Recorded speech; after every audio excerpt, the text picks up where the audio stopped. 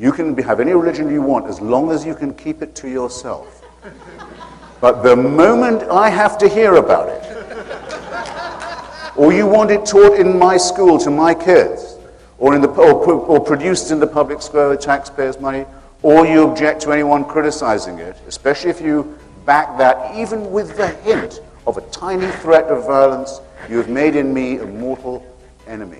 We're going to have bases there. Let's stop saying that if you have religious zeal and passion, you're going to shove it down people's throats. It's a lie. It's an absolute lie. Not only is it a lie, but it's character assassination, because Christopher started this debate by saying that science is based on facts. Now, I want to see the facts about religious people in America who are violent. On their part, for complete control over the rest of the state by the Nazi Party. What did it say on the belt buckle of every single member of the Nazi army? What did it say? Gott mit uns. Do you want me to translate? It says God on our side, in German. If you took your oath to the Führer, how did it have to begin? I swear in the name of Almighty God, my undying fealty to Adolf Hitler. Shmuley, I won't take it from you. I'm sorry. I don't want to spoil a relatively friendly evening either. Don't you dare bring this up again. I can take a lot.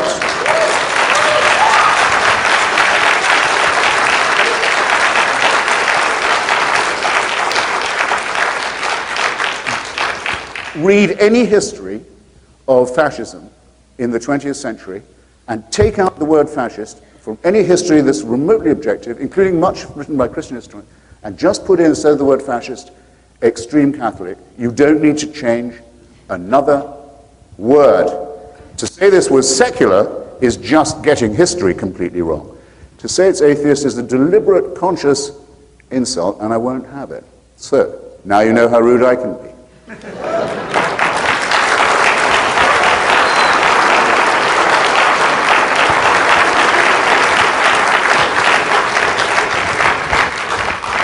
Soul death and the destruction of the soul.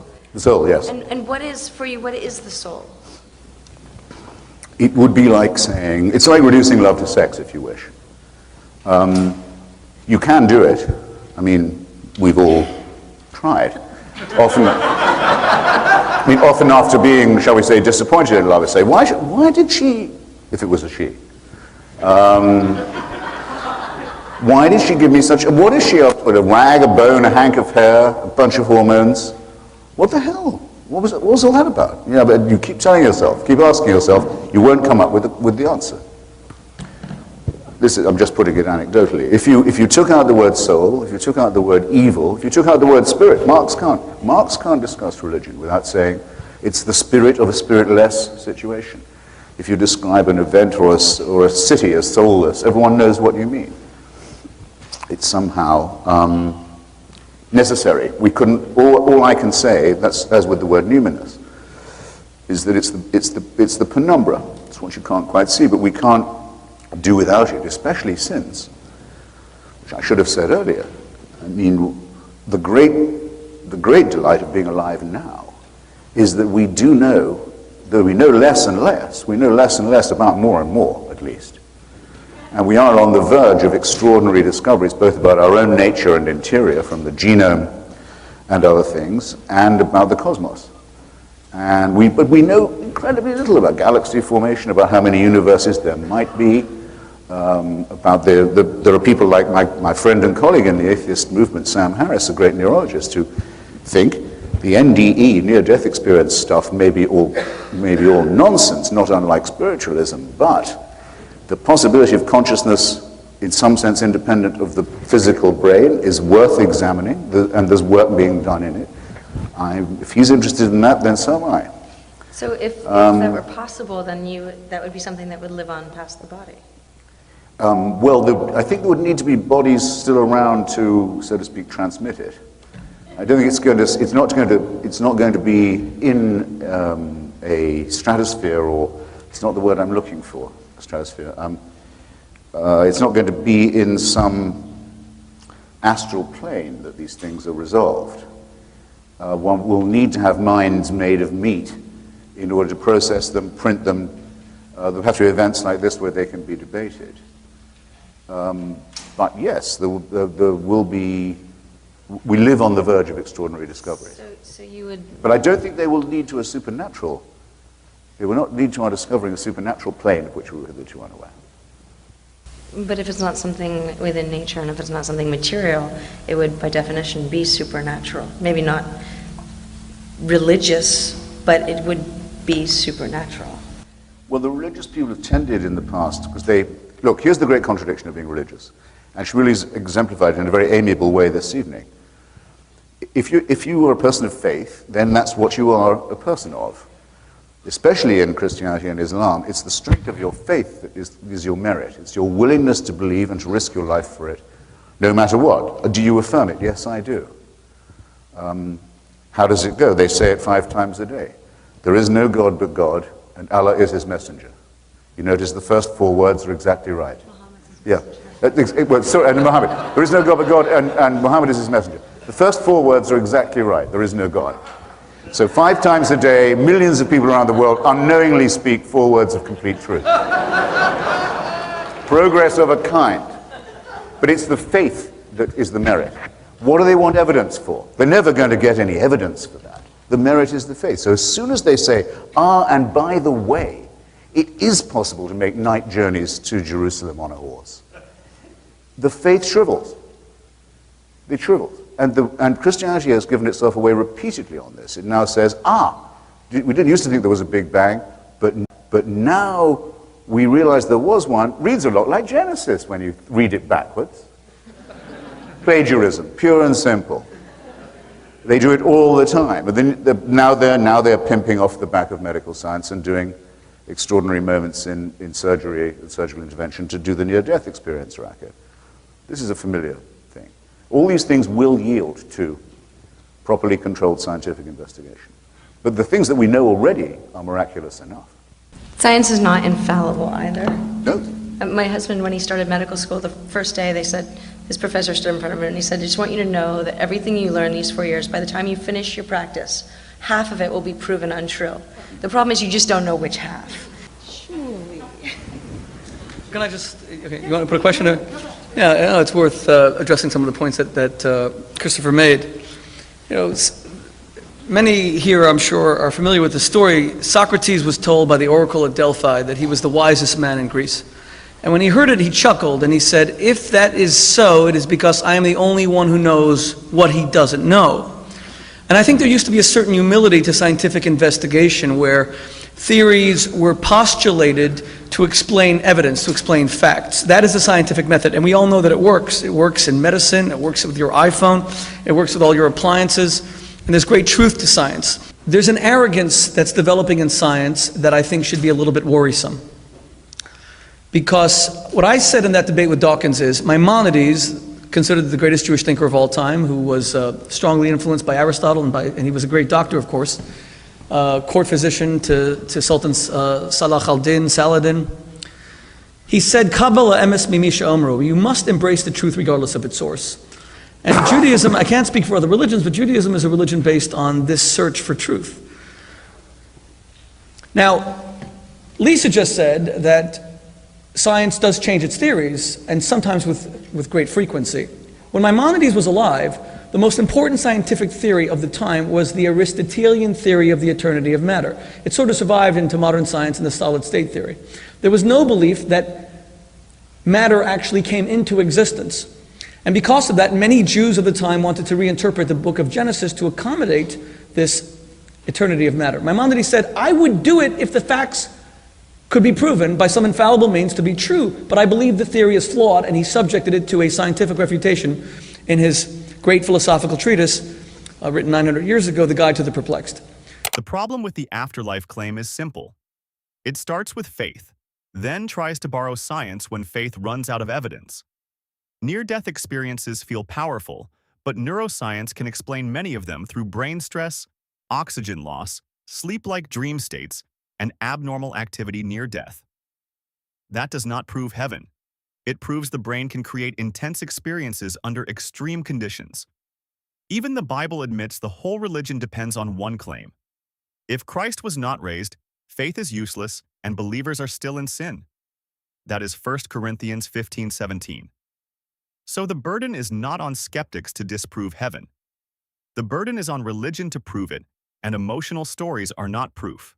Of course, later, and now Christopher is saying that religion is plagiarizing science. We came up with the Big Bang Theory after the solid state theory, where all of existence, the entire universe, came into existence in an instant. Now, is that the story of Genesis? I don't know. There are similarities. It's impressive that there are some similarities. I'm sure there are many discrepancies as well. But to say that we plagiarized it, come on. The entire ancient world believed in the eternity of matter. Other religions advocated the 7 days and 7 nights of Krishna, that life was cyclical. Even, that famous book, The Gifts of the Jews, points out that the one thing that the Jews definitely gave the world that could not have been plagiarized because it was so original was the idea of linear history, as opposed to cyclical history. And of course, our calendar now is based entirely on linear history. There are many gifts of religion. To deny them all, I think, is to deny the facts. Cardinal Walter Casper was very controversial today. I haven't even seen the whole story, but he said, he's in charge of the Catholic Church's interfaith relations. He said that Britain was a third world country. He should not offend other nations, and he was rightly left off the Pope's trip as a result. But I had a meeting with Cardinal Casper about 4 months ago at the Vatican. He seemed to me a man of humility and a man of openness, very soft-spoken. Wonder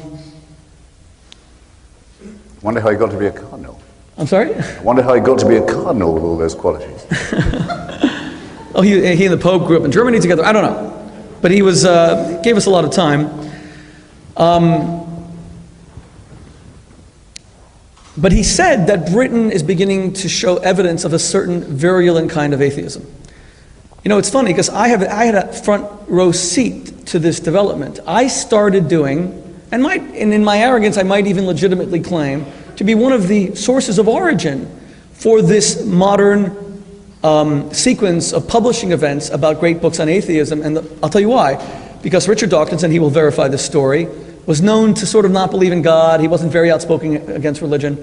And I asked him to do a debate on science versus religion. And we did this massive debate, and then we started doing them every single year. I think we had 6 in total. I moderated 4 or 5, participated in 2. The dialogue was very friendly back then. It was very respectful. It didn't mean that Dawkins believed anything about religion. He didn't. But he didn't think that religious people were bad people. And he didn't think that religion had nothing to contribute. That's what we're hearing now, that it has nothing to contribute. And that everything, as Christopher just said, is going to one day be open to scientific rational investigation. Really? Does anyone here really believe that? Do you think we will ever truly understand the infinity of the cosmos? We might. But right now there's no reason to believe we ever will. It's too vast. Humans are mortal. And that's an act of faith. That is an act of pure faith. To say that we will one day understand, Christopher Hitchens has just said he has faith without any evidence that this will one day happen. On the contrary, the more we discover is the infinitesimal nature of man, and science is actually showing us that. And there's so many mysteries, and they may one day unravel and reveal our secrets to the human mind. They may not. Anyone here who is absolutely atheistic, agnostic, is certain there is no God. You still have many beliefs. You probably believe that the world is going to get better. Why are we all so upset that America is declining? 64% of people in the CBS poll just said that America is in serious decline. Why are you upset? Historical inevitability predicted this. It is inevitable. America will fall, period. You can elect the best president. You can have the best Congress. You can root out all political corruption, but history shows, as Oxford's greatest historian, who unfortunately was a little bit anti-Semitic, Arnold Toynbee, in the study of history, America will fall, as every civilization beforehand. So why are we doing all this? Why do we think it's not true, it's not inevitable? And there's no evidence to support any belief that it won't. None. All the evidence says we are doomed. It's happened before. It's called cyclical history, and there's no way out. No matter how much you want to identify, read all of Gibbon about how Rome fell, it's still inevitable because human beings are corrupt. And yet we still believe that we can perfect. That's a belief. No evidence whatsoever. In that sense, I think that, and let me conclude by saying, in that sense, I think that the religious ideas of linear history, our ability to make tomorrow better than today and give our children better lives than we ourselves had, that is a religious belief. And it doesn't make a difference if you don't believe in God, because again, it's unsupported by fact. If we were to take a scientific determinist view of life, it's quite gloomy and it's quite dark. The reason why I respect Christopher Hitchens, amidst some of our very serious disagreements, and let me conclude by saying, based on everything that I just said, is that he's different to all the other atheists. Honestly, I've discovered this in debating them. You see, he has a genuine love for humanity. Richard Dawkins will go up and say, I'm going to arrest the Pope because the Pope allowed the molesting of children, or as Christopher would call it, raping of children. I think you've used that in many of your essays. Rape and torture. Rape and torture. Okay, fair enough. Richard Dawkins suddenly loves children. He even wrote in his book that that religious parents, I think, should be prosecuted or not prosecuted. They should be stopped from giving their children religious education, etc. He suddenly cares about kids. Really? What's he done for kids? You mean only when the Pope comes to Britain he remembers there's kids? But in other words, he doesn't love children, in my opinion. He probably just hates religion. But Christopher Hitchens is very different. He has shown throughout his life an absolute dedication to the human family. He has been one of the most eloquent voices for human rights that there is. That's why I honor him. Because at the end of the day, I don't care what a person believes, I care what they do. And in this sense, this is a great debate, but it doesn't really matter. Because action is everything. Is Barack Obama Muslim? He says he's a Christian, I believe him. But what if he were? Who cares? I don't care if he believes in the Starship Enterprise and speaks Klingon. As long as he's a good president, if he has values that I can respect, if he stopped the genocide in the Sudan, if he spoke out strongly against a woman who may be stoned to death in Iran, I don't care if he believes in the rafters of the ceiling. What does that bother me? I care what people do. In that sense, I don't care what Christopher Hitchens believes or doesn't believe. He's a champion of human rights, and we need more of them. The essays of his that I've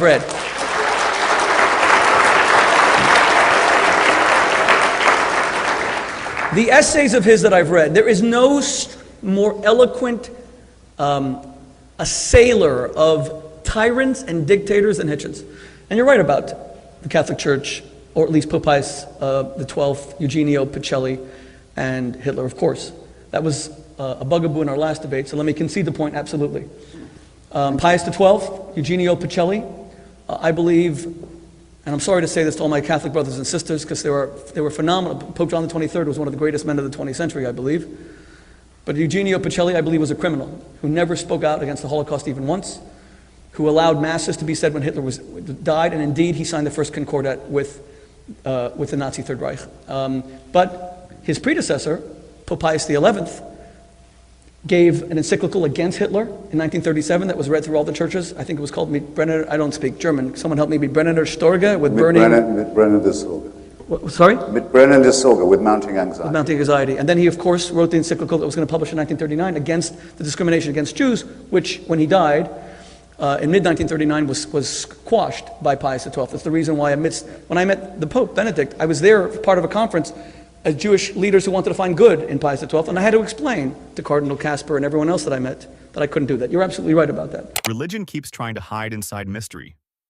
When science says, we do not know yet, religion rushes in and says, then God must be there. That is not truth. That is a gap in knowledge being used as a hiding place. The Big Bang does not prove Genesis. Genesis says the earth, plants, sun, moon, animals, and humans appear in an order that does not match modern cosmology, geology, or biology. Science changes because it corrects itself with evidence. Religion changes because it gets embarrassed by evidence. Even Ecclesiastes says, the dead know nothing, which cuts against the whole afterlife sales pitch. If the Bible cannot even give one clear answer on death, heaven, creation, and history, then why should anyone treat it like the final word on reality? I'll move quickly. It's actually one for each of you. Christopher, it seems to me that these positions are somewhat dated, or the positioning is somewhat dated, in the sense that many Americans, in particular, tend to pick and choose from different faith traditions, or really have not much patience with religious orthodoxy, but pick and choose from different traditions to create an amalgam of a spiritual life. And do you have an objection to a life spent in good works, in which someone may be inspired by aspects of Hinduism or Buddhism or Judaism without being holding any fealty to religious faith if their felt perception is that a spiritual reality motivates them. And then I have one for you quickly. Okay. Well, I'll ask him quickly, and then I may need to scamper mid-answer. But the one for you is, I'm perfectly prepared to believe that Jews are great, but if we're so great, why don't we proselytize? Why do we? Why don't we? Why don't we proselytize? Okay. All right, well, Thomas Jefferson at one point writes to his nephew, I think it's Peter Carr, saying, there will be a time when every young American of intelligence will be Unitarian. Seems stupid now. Unitarians are still around. They produced the Jefferson Bible, which is the well-snipped version that takes out the supernatural, leaves you a very short book, and also snips out the immoral, which makes it even more prunable. And they believe, as you know, in one God maximum. But actually, Jefferson's prediction wasn't that far off. Among students I know, and from the impression I get of the middle-class press and media, the general tendency is to a kind of cafeteria a la carte religion, selected from some kinds of Eastern cults sometimes, from a few of the tenderer bits of the Beatitudes, from some of Maimonides perhaps, and assembled in a pain-free way that would fit at the Society for Ethical Culture or other places where they don't sing about it. And anodyne as this is, and rather tedious, it doesn't, like holy water, if it doesn't do you any good, it still doesn't do you all that much harm. And it meets my test, really, which is this. Though I do, in fact, know a bit about religion and other people's religions, I sort of have forced myself to find out now what has been forced upon me. My test is this. I don't want to have to know what your religion is. I live in the United States of America. You can have any religion you want as long as you can keep it to yourself. But the moment I have to hear about it, or you want it taught in my school to my kids, or produced in the public square with taxpayers' money, or you object to anyone criticizing it, especially if you back that even with the hint of a tiny threat of violence, you have made in me a mortal enemy. And I'll keep my part of that pact if you will keep yours.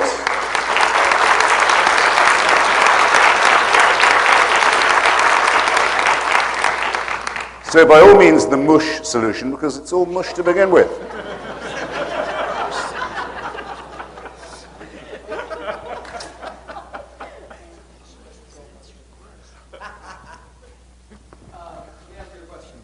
I will briefly address just something that Christopher just said. Christopher seems to be saying that religion is harmful at worst and usually, and at best as long as it's stripped of any kind of passion, then it should be allowed.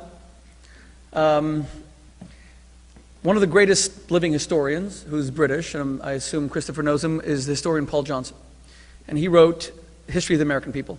His argument throughout the book, and he's one of the most readable historians, and I got to know him when I was in England, is that America's prosperity actually has to do with its religious zeal. That America, it was not by accident that this nation that was born 230 years ago rose to become the world's greatest power. Not in modern times, but of all time.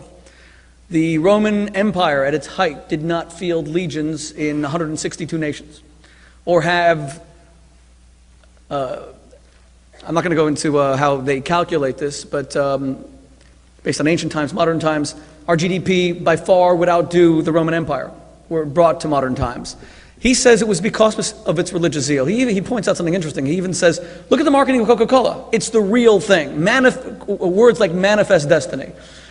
The argument can be made that because America is a very religious country, in God we trust, and all these things that surround us, one nation under God, that it had this belief in itself, because belief was central to the fabric of the nation. And by and large, America was never guilty of religious wars, of going and slaughtering people in the name of the Christian God, which is predominant here in the United States. On the contrary, there were 80 million born-again Christians in America.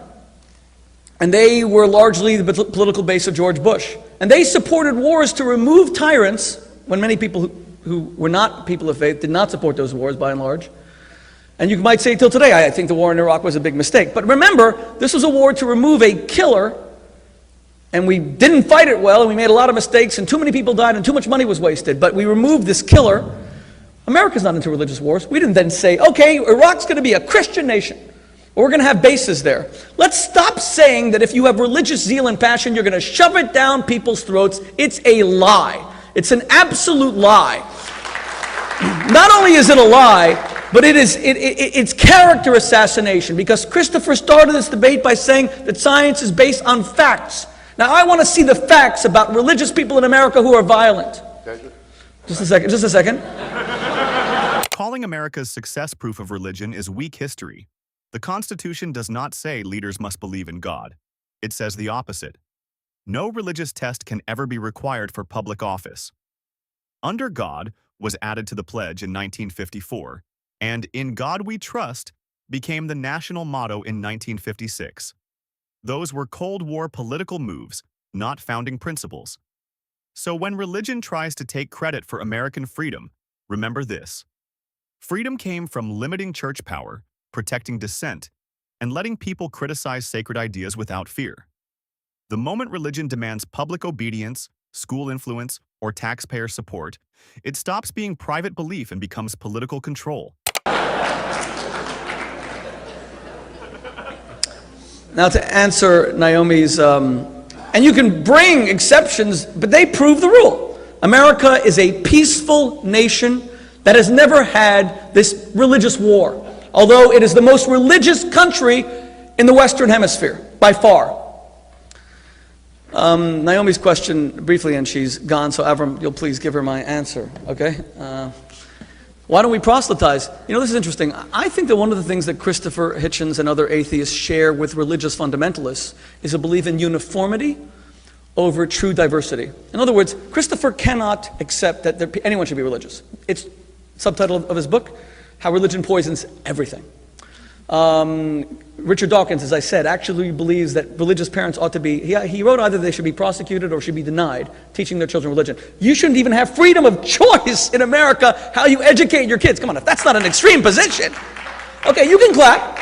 You can clap if you believe that we ought to imprison parents for raising their kids the way they want to. You can live in that frickin' world. But let me tell you, I will fight and die before I live in a country that either forces religion on people or forces them not to have religion, okay? And I find it astonishing that people would clap when someone says that religious parents should be prosecuted for teaching their kids religion. So be it. It just proves my point. The new fundamentalists are often the atheists. They are the ones who are intolerant. The reason why Judaism does not proselytize is because we do not believe in uniformity. We believe that the world is enriched by difference. We don't believe we're right, and you have to be like us to be right. I never told Christopher Hitchens once tonight that he should be a man of faith, or that he's facing God, as we all are. And to use your words on my radio show, you said that you mentioned to Charlie Rose that you were dying, and you said, well, just more rapidly than others. And I hope that it's, God willing, not as rapidly. I hope that you have long life. In fact, I'm going to end this debate with a little gesture to show how important that is to me. But Christopher, when you come along and you say that everyone should be like you because you're certain that everyone is wrong, that's uniformity. Everyone should be like this. I think a world that is all masculine is insufferable.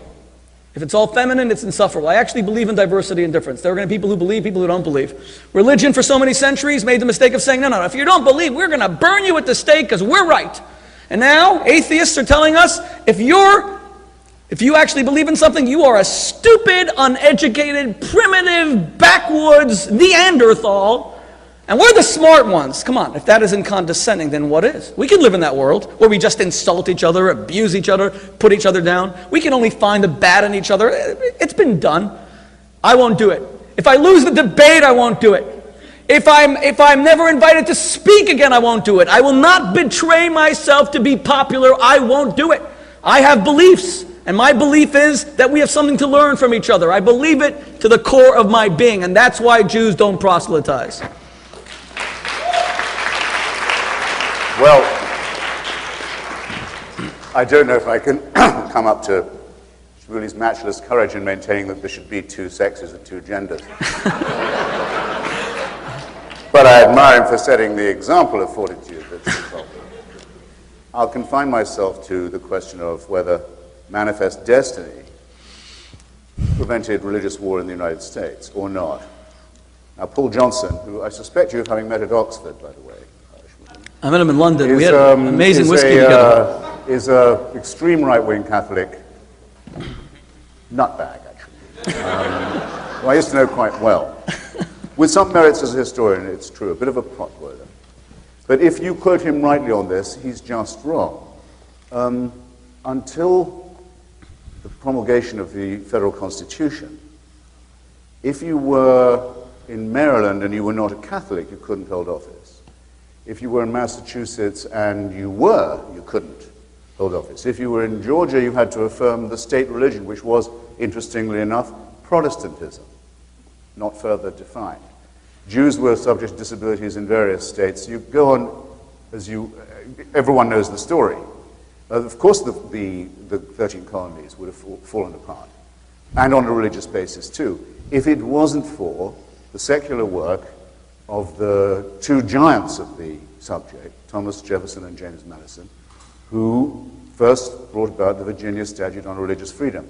They said, no, we begin by destroying the established church. Every country that ever grows up into anything like a mature democracy has to do this. Sometimes it's a process of terrible violence, as in France or Russia. Sometimes it's not so bad as in the English Civil War, but any country seeking maturity has to break the established church. That was easy when it was just the Anglican Episcopalians. It's gone, abolished. Okay, says Virginia, now what? Patrick Henry says, why don't we subsidize instead all churches? That was quite a popular thought. Everyone pays tithes to keep all faiths going. Or only one or two. No, says Jefferson. No, says Madison. We're going to propose something completely new. No one has to support any church of any kind at all. You want a church, build it yourself. This is the first time in history, it still is, because the Virginia Statute on Religious Freedom becomes the basis of the First Amendment to our Constitution. The first time ever that a country has announced itself to be secular, where the only mention of God in its Constitution, except for the very vague preamble, and all of religion is showing how and where it must be and is limited in the public square. Only mentioned in order to be constrained, because they knew its horrible power. Have we been true then to this, which totally negates Johnson's view? Madison thought you shouldn't even have chaplains in the armed forces. Neither, by the way, do I, not at taxpayers' expense, nor opening the prayers of Congress or proceedings every day. Flat out unconstitutional. We haven't been true to this document, but it's because of that, not of manifest destiny, that we've been spared religious war. Anyway, we weren't spared religious war. The missionaries went far and wide to convert the Indian tribes. The Indian tribes fought against each other as far away as Oregon, as Catholic and Protestant, egged on by different kinds of missionaries. It speeded the destruction of Native America. The American Civil War, one of the worst wars ever fought, was fought over whether Christianity could or could not justify the continuation of slavery, and was, by its great abolisher Lincoln, denounced as a war between two kinds of Christian. William McKinley, announcing American expansionism and imperialism in the invasion of the Philippines, said, we sent our army and navy to the Philippines to Christianize the Filipinos, who he didn't know, or maybe he did, had been Catholic for 3 centuries. Well, it's an interesting question from a Protestant like McKinley. He may not have thought that they counted as Christian, or he may simply not have known that they're called the Philippines for a reason, that another bloody Christian imperial power had decided to name millions of people after one of its blood-stained Catholic kings. Comes to the same thing? No, not exactly. To say we're exempt from religious warfare in this country is nonsense. And then finally to join the First World War. The atheists are the real extremists. Lying is a dodge. Criticizing religion is not the same as banning religion. No serious skeptic needs the state to arrest believers. We need the state to stop giving religion special protection, public money, and classroom power. America avoided religious civil collapse because the founders limited religion in government. Article 6 says no religious test for office. Virginia's religious freedom law said no person should be forced to support any church. That is the point religion keeps running from. The safest society is not one ruled by priests, pastors, or prophets. It is one where belief survives only by persuasion, not by law. The pious Christian Woodrow Wilson takes us into a war. Every contending party in Europe is led by its king emperor, who's head of his local church, from Russia to Britain, the most destructive war in human history, and the one that curtain raises fascism, Stalinism, and the era of the totalitarianism. No, let nobody say we've been exempt, but let it be understood that it is our right to be exempt from it, and that every time you hear a religious demagogue open his or her mouth, you have the right to say they're being anti-American, and that their right to do this is in conflict with the law, not always, but sometimes. Utah was told it couldn't be in the Union unless it gave up plural marriage and, what amounts to the same, incest and rape and trading of children, the selling of daughters to uncles, dirty old uncles as wives. That's what plural marriage really means, incest and rape. And it's still carried on with insufficient police attention in some parts of Utah and Nevada to this day, as the Reverend Jeffs can show you. No, we said to the Mormons, you're out of the Union and the army's coming if you want to practice this religion. Of course, certain things should be illegal, especially as they bear upon the child. Is there anyone in this hall who thinks that religion justifies the mutilation of a child's genitals? Is there? Good. Well, wouldn't you like a law that said that non-elective surgery on the private parts of a child should be enacted? Isn't it time? What a shanda, what a shame, what a disgrace that we still haven't got this far. We can't prevent, in the name of God, in the name of faith, genital mutilation in our country. And we complacently sit here as if religion was no threat to us. You see what a long job civilization has, taming faith and making it finally acceptable to the point where you and I can talk about it this way. But it took a long time. We've no right to forget what religion was like before its fangs were drawn, as I started by saying. Thank you.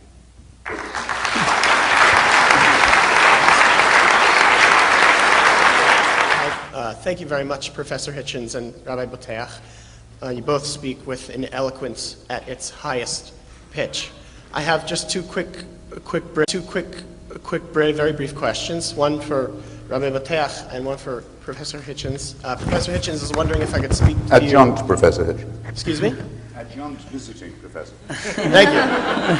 Adjunct visiting Professor Hitchens. I was wondering if I could speak to you after, for possibly you would come and speak at Yeshiva University later on. And Rabbi Boteach, in one of Professor Hitchens, or Adjunct Professor Hitchens' Adjunct visiting Professor. Adjunct visiting Professor Hitchens' scripts, he sardonically refers to the Rambam's quote of V'afal pi sheyitmamea, that, though he may tarry, how the Mashiach may tarry, the Messiah may tarry. I was wondering how you would reply or respond or interpret that halacha in Sefer Malachi. I think we all believe that the perfection of humanity, society, our political system, our economic system, economic inequality is something that tarries. It takes a long, darn time, and that's what we're speaking about. Messianism is about raising humanity to a more perfect state, society to a more perfect state. It's a very long, drawn-out process. I find it astonishing that in the year 2010, only 60% of the world's countries are democracies. We all thought that the end of the Soviet Union would presage the world of democracy, but that's not what's happening. It is a long, drawn-out process. Let me also just say, when Professor Hitchens, goodbye, Paul. Thank you so much for coming. God bless you. When Christopher Hitchens, adjunct visiting professor of God denial studies at our organization, when he said that about the genital mutilation, first of all, I was squirming over here. I'm just hoping I'm not mutilated. He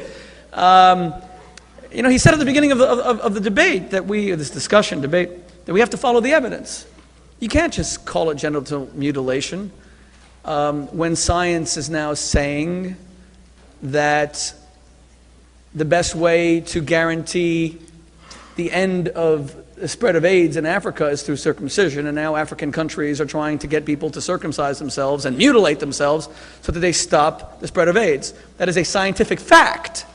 I didn't make that up. I was even surprised to read it. It's now being practiced all over Africa, trying to get men to circumcise themselves, circumcise their sons, so that AIDS does not spread.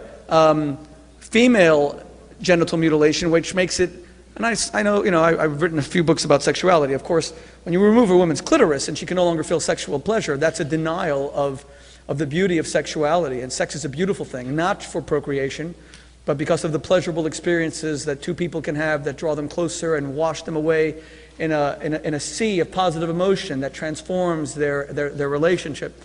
But circumcision has not shown that does that to boys. And there are other studies that would, but the AIDS thing has always impressed me, and I was wondering what Christopher had to say about it. Sure, the spread of AIDS. No, there's been all these important studies about it from the World Health Organization. If there are doctors here who know more about it, you should even... There are two very simple replies to that. One is from the Rambam Maimonides himself, who says that the point of circumcision is to try and diminish the turbulence of the relevant member and to blunt it as far as possible while making it compatible with procreation. That's explicitly given as the reason. It's also why he says it must be done to the child, because someone older might be too aware of the pain and discomfort and loss of sensation and not do it. Now, if you want to say, we'll practice this on the people of Africa instead, so they'll not get AIDS, well, lots of luck, but that's not what the recommendation is, and any grown person or person of sexual maturity in Africa who wants to do that may do it, but I am not going to say, and I'm shocked to hear anyone appear to disagree, that it would be for me to take an African baby on my knee and remove and strip away its foreskin and prepuce, on the off chance it might later be a sexually promiscuous person. This is monstrous. It's like eugenics. It's like genetic engineering. We have no right, and we've no right to overlook what the true motive is. Same for male as for female, to carry on religion's enduring war against sex. There. By the way, yes, I will come and talk at the yeshiva if I'm spared.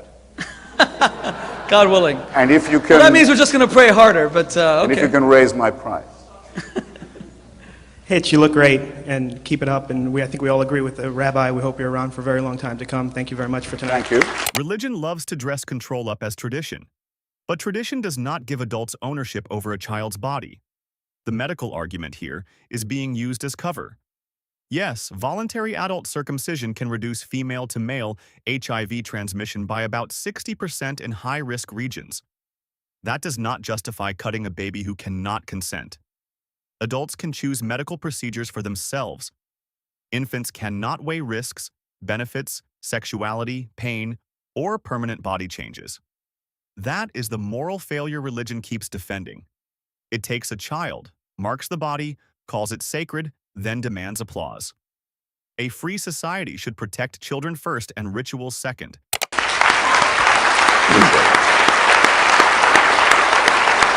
But you've warned us not to spare you, and so I want to kind of press you a little bit on something you said. I'm very interested in hearing the Rabbi's opinion as well. You mentioned Eugenio Pacelli, Pope Pius XII, I think everyone's familiar with him, and so forth. You also mentioned that you just met Benedict XVI, who just landed in Hitch's home country, I guess, earlier today.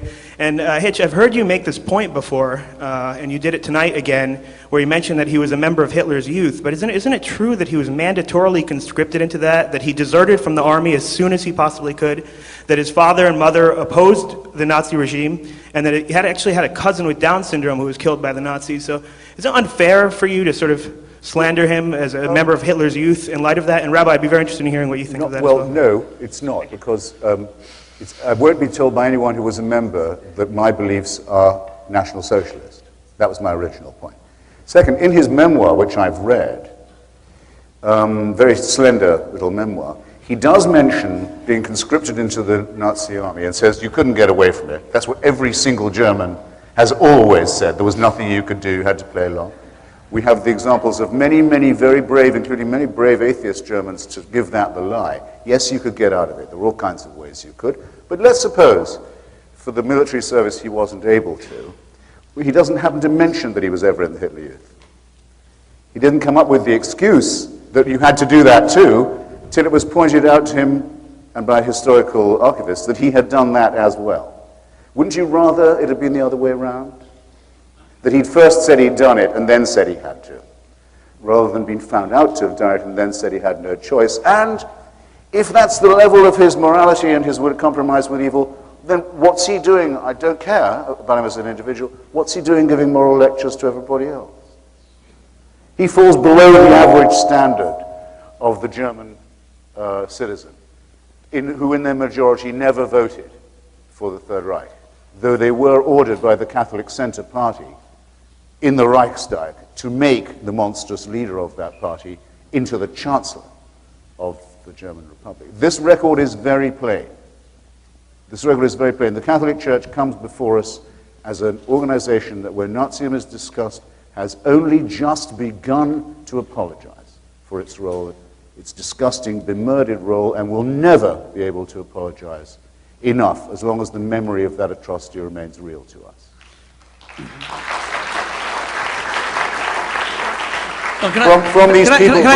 From these people, excuse me, I will take no lectures in morality ever on any terms, on any subject. Okay. Enough from them. Can I just say, just because we're over time, we're going to go to 9:30, so please don't think this is ad infinitum. 6 minutes and that'll be it, okay? So let's make the questions much quicker, okay, please. I'll be quick. Hello, Scott. Hi. Hey, Scotty. Brother Shmuley. Hey, Hitch.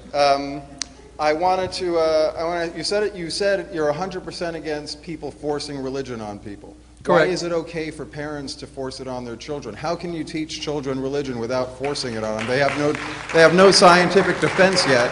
I'd like to know about that. And as far as the Pope goes, if the Pope was atheist instead of Catholic, would you still say he's an honorable man, despite the fact that he's looking the other way on children being tortured? Finally, I've been praying. Scott, I said we got 6 minutes. One last. I've been praying for 25 years to all the gods for WABC to hire a black host. What am I doing wrong? Am I kneeling the wrong way, or what's going on? Anyway, thank you. Well, now the people at WABC, my very dear friend Laurie and all the others now know the Scott Pellegrino who torments WABC, right? But Scott has a lot of good in him. You got to dig deep. No, I'm kidding. Scott's a very good friend. He comes to our house for Shabbos all the time, and he torments me, okay? Very quickly, come on, Scott, let's get real. Parents are going to raise their children in their traditions. You're basically saying, don't raise your kids. I'm going to raise you, but I'm going to make sure that I don't subject you to any of my beliefs, any of my values. Let's not be absurd here. In the same way that atheists are going to raise their kids with what they believe to be true, that's what upbringing is. And God willing, one day when you have children, and I look forward to bouncing them on my knee, you'll probably do the same thing. You probably won't say, little Shmuley, because that's what you'll name one of your kids, Scott. I want you to go to synagogue even though there is no God. You're going to raise him, the way. And as far as Benedict the 16th, that's what your question was specifically about Benedict XVI. Right? I want to be very fast. Look, I met the Pope. I was there with a delegation. They tried to convince us about Pius XII. They showed us documents. I was unconvinced. And I said so, and I remain friendly with them. I agree with Hitchens, with Christopher Hitchens completely on the Catholic churches. But you can't blame the whole church. But yes, it was the leadership and it was Pius XII. And he should not be beatified. He should not be canonized. But Pope John the 23rd saved so many Jews during the Holocaust, was a very outspoken, and he's the one who convened Vatican II. He was a great man. In religion there are great men and there are people who aren't. Should the present Pope be against kidney torture? Of course he should, and he should be held accountable, and I'm not excusing that in the slightest. But I'm not excusing it in the slightest. Let me make that absolutely clear. When religion perpetrates atrocities, it must take full responsibility and never whitewash its sins, period, because that violates everything it believes in, and the great sin of the religious is hypocrisy, okay? But let me just say, as far as the Jewish community is concerned, to answer that other questioner in 10 seconds, the Jewish community is grateful to Benedict XVI for the overtures he's made to the community. He's visited 3 synagogues in his papacy, which is only, I think, 4 years old now. That's a rarity among popes, and he's really reached out, and I consider him a friend to the Jewish community, but that is unrelated to everything that happened with children. Thanks for coming, Scott. I think this is our last question. Okay. Oh, hi. Okay. Christopher, great to see you in person finally. It's a real honor. Wait, what am I, chopped liver I'm over sorry, here? no, What am Rabbi, I? no, because listen, my question's for you. Am I actually. not here in person? Am So, I like no, an apparition or No, something? this is or, totally with you. Okay. Okay. So, all right. Not- so not I've to been, be outdone. I've been. So I'm involved in the erotic arts for some years now. The erotic arts? Yes. I got an And- interview for a book, okay. And Did they mutilate you as a child? I'm sorry? Were you mutilated No, as a I'm child? Jewish. Oh, so they did mutilate you? I guess so, but I Okay. still receive sexual pleasure quite. Okay. Oh, okay. So my thing is that so I have like a lot of sensitivity when it information. comes to organizations and groups who are stifling sexual expression in America. Most of them seem to be Christian and Catholic based. I'm assuming if Islam had a greater foothold in America, I'd probably be hearing a lot from them as well. But I don't really hear a lot from Jewish organizations when it comes to stifling sexual expression. And I'm wondering if I'm wrong there or am I onto something? Religion wants control over children before they can question anything. That is why parents are just passing down values is such a soft excuse. Teaching honesty, kindness, and courage is one thing. Teaching a child that hell, sin, priests, popes, and holy books own their mind is indoctrination. The United Nations recognizes that children have their own right to freedom of thought, conscience, and religion, while parents are supposed to guide them as they grow. And when the Catholic Church lectures the world on morality, remember the record. A Pennsylvania grand jury found decades of child sexual abuse and cover-up across 6 dioceses. That is not moral leadership. That is institutional rot hiding behind robes. Jews like sex. Okay. Thank you. I bet Catholics also like sex. And Lisa Oz is a Christian, correct? Yes. Okay. And I'm not going to speak for what you like or not. It depends who's defining it. I'm also a member of a cult by someone else's definition, so that's okay. why I hesitate. Oh, okay. I mean, I suppose it's possible to like sex without liking women. Well, in fact, I suppose in theory it must be possible. But if you see I'm identifying something essentially implausible or potentially horrible, what I mean to say is this. When I say religion is man-made, in other words, it shows every sign of being produced by a primate species that's half a chromosome away from chimpanzee, I don't just mean man-made in that sense. I mean male-made. It's very noticeable, especially of the monotheisms, that they are run by and for men and founded by and for men. The Jewish prayer, I don't have to tell you, used to begin, the Orthodox one still does, thank God for not making me a Jew, a Gentile or a woman. I don't need to labor to you what the Quran says about the place of women in religion. And the disabilities laid upon women by Christianity are, again, too numerous to mention. It's too obvious that the repression of the female is a principle of monotheism for it to be overlooked. Doesn't mean that pleasure can't come from repression. Some people say it can. Try anything once. But I think it's an unhealthy thing, surely. And isn't it rather noticeable that in debates even in this city on, for example, the rights of homosexuals, that Orthodox Jewry at least seems to take it as a particularly strong responsibility to oppose any manifestation of gay life. I don't know why that should be, or what its scriptural authority for that is. I suppose it's probably Leviticus, as with Christianity. Well, It's something you can't not notice if you're interested in the subject. I'm an Orthodox rabbi. This morning I was on Rosie O'Donnell's radio show, organized by Terry Caden, who was That's one of the going big too far. And I have a gay Orthodox Jewish brother who's Orthodox, and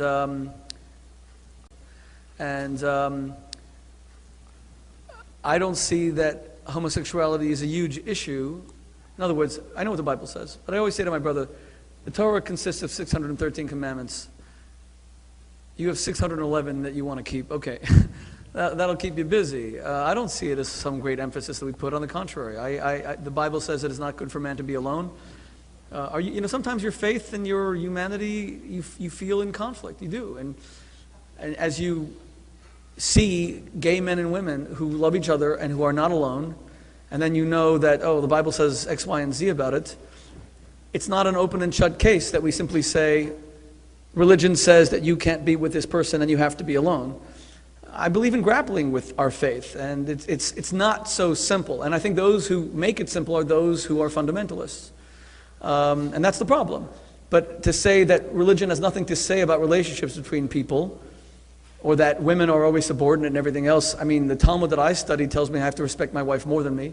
The Talmud that I study says, the Bible that I read says that when Abraham had a dispute with Sarah, God said, you must listen to everything that Sarah tells you.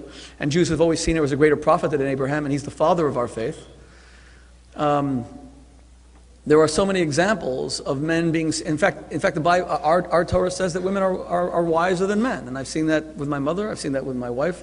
The definition of, the Jewish aphorism says the wise man and the clever man can extricate himself from situations to which the wise man would never have gotten himself into. And had I listened to my wife about half the things I did in my life that were controversial or self-serving or just downright stupid, I wouldn't have made mistakes. She was the wise person. So I don't see that women are necessarily subordinated, and to the extent that certain things need to be adjusted in religion, Christopher, that's why I welcome your criticisms. Again, it comes down to, and this is the final thing I'm going to say, is that whether religion poisons everything. I think we all have something to learn from each other. And thank you again for attending tonight's event, and we wish you a good evening. Thank you. Thank you so much, Mike. Thank you. Ladies and gentlemen, please give me 30 seconds. We have a gift for Christopher Hitchens. Oh my God. Philip Stein is one of the world's finest watches, but they produce a watch that has become the symbol of our Turn Friday Night into Family Night campaign. Maybe this is something, Christopher, that you might agree religion gave that is a good thing. Friday nights, we simply have dinner with our families without television, without the internet, without noise, and we try to focus on our kids. So this is a global initiative that we have. Dr. Mehmet Oz is a patron, Gail King, Dr. Phil, and I was hoping that Christopher would agree to be one of the patrons as well. It's simply 2 uninterrupted hours for atheists and religious people alike to give to their kids. And you are a very loving father. You have 3 children. We talked about them at dinner. So this is this beautiful watch. It's a gift from the Philip Stein Corporation. I hope that you'll really enjoy it. Oh, thank you.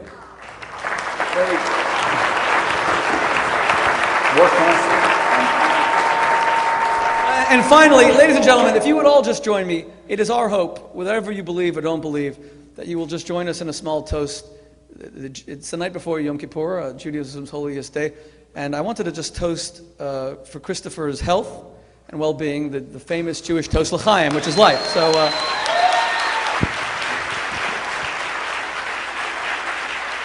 Okay. It's amazingly nice of you, and thank you. First, for reminder of the passage of time. I mean it. And second, for this very handsome gift. And a tip for everyone, you turn the bottle, not the cork, okay? Like this, and then...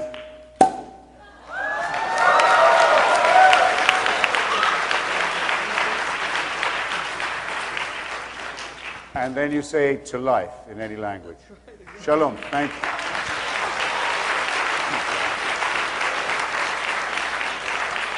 Religion always sounds softer when it is on defense. Suddenly it becomes complicated, symbolic, and open to interpretation.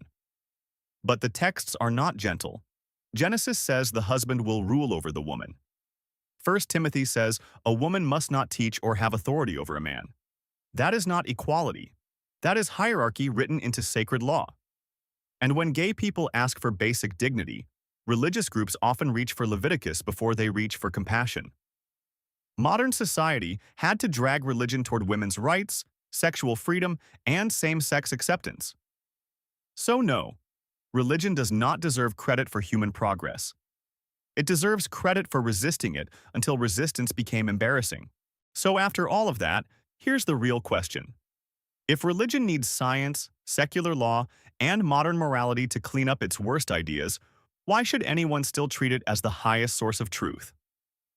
Drop your thoughts in the comments.